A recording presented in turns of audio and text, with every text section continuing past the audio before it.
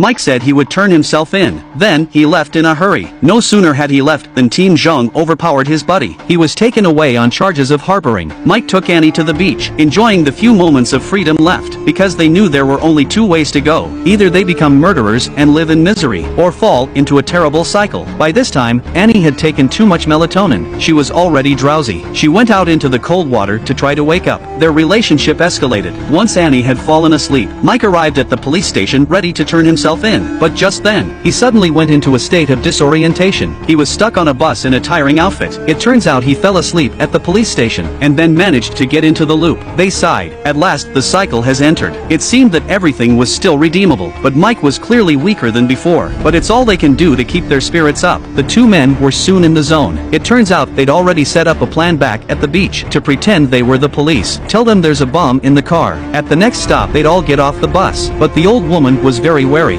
That would have been suspicious. Mike thought he could type the message, but now there was a problem. Everyone could get out without being suspected. Only the driver had no reason to get out of the car. If we let the driver get out of the car too, the old woman would be able to see what was going on, and set off the bomb. Mike suggests that when everyone gets out of the car, and then he'd go down with the driver, or ditch the driver and save all the passengers. Annie was torn. She seemed to have an affinity for the driver, but that was all that could be done. Something had to be done now. They pretended that the school had sent them on a mission, on the pretext of holding a charity event, showing them the message typed on their phones. Everyone was successfully convinced. Even the old woman believed it. But then there was a mistake in delivering the message to the man. He thought it was just a live show.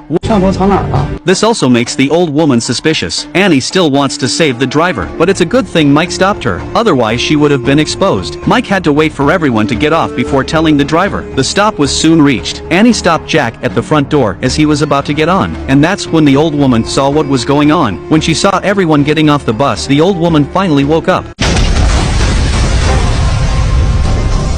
The plan failed again. The 21st cycle begins immediately afterwards. The two men realize that informing everyone will lead to an uncontrollable situation, but at least it proves that everyone believes they are the police. Again, the pair plotted a strategy. The reason they let everyone out of the car, because the old woman had a bag in her hand. The two men had no way of dealing with her, since they could convince the passengers that they were cops. That's a good reason to get everyone to help. The only person in the car who was a warm-hearted man was the uncle. The others were not very trustworthy, and there were too many people at the next stop. Even if the bomb was thrown, even if they threw the bomb, it might hurt someone else. Annie suggested that they should act when they passed the bridge, but there were only 3 of us, including the uncle. There were bombs to be thrown, and we had to convince the driver to stop. That's not enough time, which meant that the plan would have to have one more helper to make it work. Mike had a sudden flash of insight. 帮手